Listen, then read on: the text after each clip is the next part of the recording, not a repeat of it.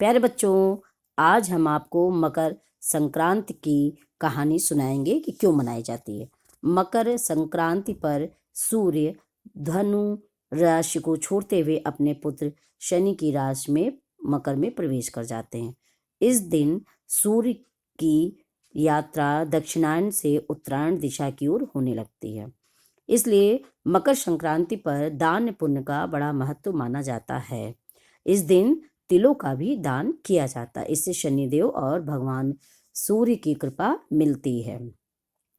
मकर संक्रांति पे तिलों का क्यों महत्व है, इसकी एक स्टोरी मैं आपको सुनाऊंगी कि सूर्यदेव की दो पत्नी थी। एक का नाम छाया था, दूसरी का नाम संज्ञा।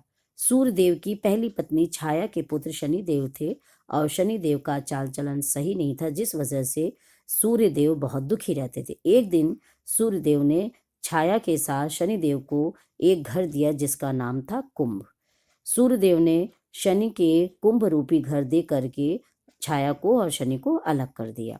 सूर्यदेव के इस कदम से शनिदेव और उनकी माँ छाया सूर्यदेव पर क्रोधित हुई और उन्होंने सूर्यदेव को श्राप दे दिया कि सूर्यदेव को कुष्ठ रोग हो जाए। और श्राप के प्रभाव से सूर्यदेव को कुष्ठ रोग हो गया। सूर्यदेव के इस रोग की पीड़ा को देखकर उनकी दूसरी पत्नी संज्ञा ने भगवान यमराज की आराधना की। संज्ञा की तपस्या से प्रसन्न होकर यमराज आते हैं और सूर्यदेव को शनिदेव और उनकी माँ के शाप से मुक्ति दिलाते हैं। सूर्यदेव जब पूरी तरह स्वस्थ हो जाते हैं तो अपनी दृष्टि पूरी तरह कुंभ राशि पर केंद्रित कर देते हैं। इससे कुंभ राशि आग का गोला बन जाता है, यानी शनिदेव का घर जल जाता है। इसके बाद छाया और शनिदेव बिना घर के घूमने लगते हैं।